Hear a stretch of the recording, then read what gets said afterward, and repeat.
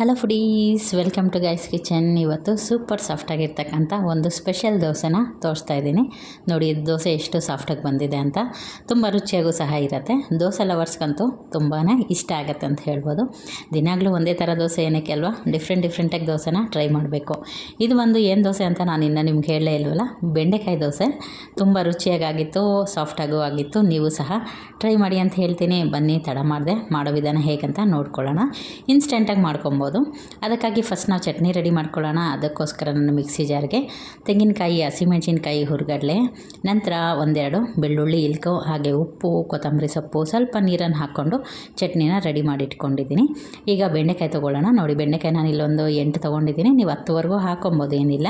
ನಾನು ಮಾಡೋ ಕ್ವಾಂಟಿಟಿಗೆ ಇಷ್ಟು ಸಾಕಾಗಿತ್ತು. ಹಾಗಾಗಿ 8 ಬೆಂಡೆಕಾಯಿನ ನಾನು ತಲೆ ಮತ್ತು ಅದರ ಬಾಲನ್ನು ಕಟ್ ಮಾಡಿಬಿಟ್ಟು ಈಗ ಇದನ್ನು ಸಣ್ಣದಾಗಿ ಹೆಚ್ಕೊಂಡು ಮಿಕ್ಸಿ ಜಾರಿಗೆ ಹಾಕ್ಕೊಂಡು ತರಿಯಾಗಿ ರುಬ್ಕೊಂಬರೋಣ. ನೀವು ಯಾರಾದರೂ ಈ ರೀತಿ ದೋಸೆ ಟ್ರೈ ಮಾಡಿದ್ರೆ ಇದಕ್ಕೆ ಮುಂಚೆ ಅಂತ ಕಮೆಂಟ್ ಮಾಡಿ, ನನಗೂ ಗೊತ್ತಾಗುತ್ತೆ ನಿಮಗೆ ಈ ದೋಸೆ ಮುಂಚೆ ಗೊತ್ತಿತ್ತಾ ಇಲ್ಲ ಅಂತ. ನೋಡಿ, ಈಗ ಇದನ್ನು ತರಿಯಾಗಿ ರುಬ್ಕೊಂಬಂದಾಯ್ತಲ್ಲ, ಅದನ್ನು ಸೈಡ್ಗೆ ಎತ್ತಿಟ್ಕೊಳ್ಳೋಣ. ಈಗ ಒಂದು ಬೌಲ್ ತೊಗೊಂಡಿದ್ದೀನಿ, ದೋಸೆ ಬ್ಯಾಟರ್ ರೆಡಿ ಮಾಡ್ಕೊಳ್ಳೋಣ.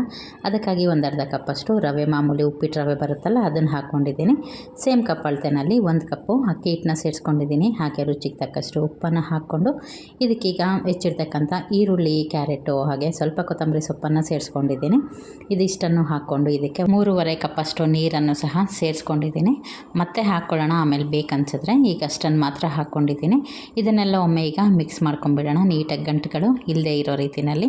ಇದೊಂದು 10ರಿಂದ 15 ನಿಮಿಷ ಬ್ಯಾಟರು ನೆನಿಬೇಕಾಗತ್ತೆ. ರವೆ ಹಾಕಿರೋದ್ರಿಂದ ಸ್ವಲ್ಪ ಹೊತ್ತು ಇದಕ್ಕೆ ರೆಸ್ಟ್ ಕೊಡೋಣ. ನೋಡಿ, 10 ನಿಮಿಷ ಆಗಿದೆ, ಸ್ವಲ್ಪ ಗಟ್ಟಿಯಾಗಿದೆ ನೋಡಿ ಬ್ಯಾಟರು. ಈಗ ನಾವು ಮುಂಚೆನೇ ರುಬ್ಬಿಟ್ಕೊಂಡಿದ್ವಲ್ಲ ಬೆಂಡೆಕಾಯಿ, ಅದನ್ನು ಆ ಪೇಸ್ಟ್ನು ಸಹ ಇದಕ್ಕೆ ಸೇರಿಸ್ಕೋಬೇಕಾಗತ್ತೆ. ಈ ಹದದಲ್ಲೇ ಹಾಕ್ಕೊಡಿ, ಆವಾಗಲೇ ದೋಸೆ ಚೆನ್ನಾಗಿ ಬರುತ್ತೆ. ಇದನ್ನು ಹಾಕ್ಕೊಂಡಾದ್ಮೇಲೆ ಹಿಟ್ಟು ಜೊತೆ ಚೆನ್ನಾಗಿದು ಹೊಂದ್ಕೋಬೇಕು. ಆ ರೀತಿ ಇದನ್ನು ಚೆನ್ನಾಗಿ ಮಿಕ್ಸ್ ಮಾಡ್ಕೊಳ್ಳೋಣ. ಇನ್ಸ್ಟೆಂಟಾಗಿ ಮಾಡ್ಕೊಬೋದು, ತುಂಬ ಸಾಫ್ಟಾಗಿ ಬರುತ್ತೆ, ಟೇಸ್ಟಿಯಾಗೂ ಸಹ ಇರುತ್ತೆ. ನೋಡಿ, ಈ ರೀತಿ ಬ್ಯಾಟರ್ನ ನೀಟಾಗಿ ಮಿಕ್ಸ್ ಮಾಡ್ಕೋಬೇಕಾಗತ್ತೆ. ಇದು ಮಾಡಿದ್ದಾದ ನಂತರ ನೋಡಿ, ದೋಸೆ ಬ್ಯಾಟರ್ ರೆಡಿ ಆಯಿತು, ಚಟ್ನಿನೂ ಸಹ ರೆಡಿಯಾಗಿದೆ. ಇನ್ಯಾಕೆ ತಡ, ಫಟಾಫಟ್ ಅಂತ ದೋಸೆ ಹಾಕ್ಕೊಳ್ಳೋಣ. ಬಿಸಿ ಬಿಸಿಯಾಗಿ ಬೆಂಡೆಕಾಯಿ ದೋಸೆನ ಎಂಜಾಯ್ ಮಾಡೋಣ. ಬನ್ನಿ, ದೋಸೆ ಹಾಕೋದು ಹೇಗಂತ ತೋರಿಸ್ತೀನಿ. ಈ ದೋಸೆನೂ ಸಹ ನಾವು 2 ರೀತಿಯಲ್ಲಿ ಹಾಕ್ಕೊಬೋದು. ಒಂದು ಸೆಟ್ ದೋಸೆಗೆಲ್ಲ ಹಾಕ್ಕೊತೀವಲ್ಲ, ಸ್ವಲ್ಪ ದಪ್ಪ ದೋಸೆ, ಆ ರೀತಿಯೂ ಹಾಕ್ಕೊಬೋದು. ಇನ್ನೊಂದು ಸ್ವಲ್ಪ ನೀರು ಆ್ಯಡ್ ಮಾಡಿಕೊಂಡು ಇದನ್ನು ನೀರು ದೋಸೆ ಮಾಡ್ಕೋತೀವಲ್ಲ, ಆ ಥರ 2 ಥರ ದೋಸೆನೂ ನಾನು ಇವತ್ತು ನಿಮಗೆ ತೋರಿಸ್ತಾ ಇದ್ದೀನಿ. ನೋಡಿ, ಈಗ 2 ರೆಡಿ ಆಯಿತು ಚಟ್ನಿ ಬ್ಯಾಟರು. ದೋಸೆ ನೋಡಿ 2 ಥರದ್ದು. ಫಸ್ಟ್ ನಾವು ದಪ್ಪ ದೋಸೆ ಹಾಕ್ಕೊಳ್ಳೋಣ. ಈ ರೀತಿ ಬ್ಯಾಟರ್ನ ತೊಗೊಂಡು ಕಾವಲಿ ಕಾದಾದ ನಂತರ ಅದಕ್ಕೆ ದೋಸೆ ಹಿಟ್ಟನ್ನ ಹಾಕಿ ಈ ರೀತಿ ಸ್ಪ್ರೆಡ್ ಮಾಡಿಕೊಂಡ್ರೆ ಆಯಿತು. ಇದು ಸ್ವಲ್ಪ ದಪ್ಪ ದೋಸೆ ಬರುತ್ತೆ, ಆ ರೀತಿ ಮಾಡ್ಕೊಂಡಿದ್ದೀನಿ. ಇನ್ನೊಂದು ನೀರು ದೋಸೆ ಥರನೂ ನಾನು ನಿಮಗೆ ತೋರಿಸ್ತೀನಿ. ನೋಡಿ, ಈ ರೀತಿ ಹಾಕ್ಕೊಂಡಾದ್ಮೇಲೆ ಇದಕ್ಕೀಗ ಸ್ವಲ್ಪ ಮೇಲಿಂದ ಎಣ್ಣೆ ಅಥವಾ ತುಪ್ಪನ ಹಾಕ್ಕೊಂಡು ಲಿಡ್ನ ಕ್ಲೋಸ್ ಮಾಡಿ ಒಂದು 2 ನಿಮಿಷ ಬೇಯಿಸ್ಕೊಂಡ್ರೆ ಆಯಿತು. ನೋಡಿ, ಲಿಡ್ನ ಕ್ಲೋಸ್ ಮಾಡಿದ್ದೀನಿ. ಈಗ ಒಂದು ಸೈಡ್ ಬೆಂದಿದೆ, ಮೇಲಿಂದ ಸ್ವಲ್ಪ ಎಣ್ಣೆನ ಹಾಕ್ಕೊತಾ ಇದ್ದೀನಿ. ಈಗ ಇದನ್ನು ತಿರುಗಿಸ್ಕೊಳ್ಳೋಣ, ಮಗ್ಚಾಕೊಂಬಿಡೋಣ. ನೋಡಿ, ಈ ರೀತಿ ಬರುತ್ತೆ. ಇದು ಬಂದು ದಪ್ಪ ಇರುತ್ತೆ ಸ್ವಲ್ಪ ದೋಸೆ.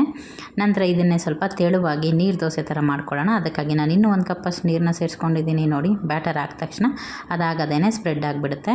ಈ ಥರನೂ ಮಾಡ್ಕೊಳ್ಳಿ, ಇದೂ ಸಹ ತುಂಬಾ ರುಚಿಯಾಗುತ್ತೆ. 2 ಥರನೂ ಮಾಡಿ ನೋಡಿ, ನಿಮಗೆ ಯಾವ ಥರ ಇಷ್ಟ ಆಗುತ್ತೆ ಆ ರೀತಿ ನೀವು ದೋಸೆನ ಮಾಡ್ಕೊಂಬಿಡ್ಬೋದು. ಮೇಲಿಂದ ಸ್ವಲ್ಪ ಎಣ್ಣೆ ಹಾಕ್ಕೊಂಡಿದ್ದೀನಿ. ಇದನ್ನೇನು ಮುಚ್ಚಿ ಬೇಯಿಸ್ತಾ ಇಲ್ಲ, ಹಾಗೆ ಓಪನ್ನಾಗೆ ಬೇಯಿಸ್ಕೊತಾ ಇದ್ದೀನಿ. ತುಂಬ ರುಚಿಯಾಗಿತ್ತು. ನೀವು ಸಹ ಟ್ರೈ ಮಾಡಿ, ಡಿಫ್ರೆಂಟಾಗಿ ಫುಡ್ನ ಎಂಜಾಯ್ ಮಾಡಬೇಕು. ಏನಂತೀರಾ? ಹಾಗೆ ರೆಸಿಪಿ ಇಷ್ಟ ಆದರೆ ಒಂದು ಲೈಕ್ ಮಾಡೋದನ್ನ ಮರಿಬೇಡಿ. Thank you.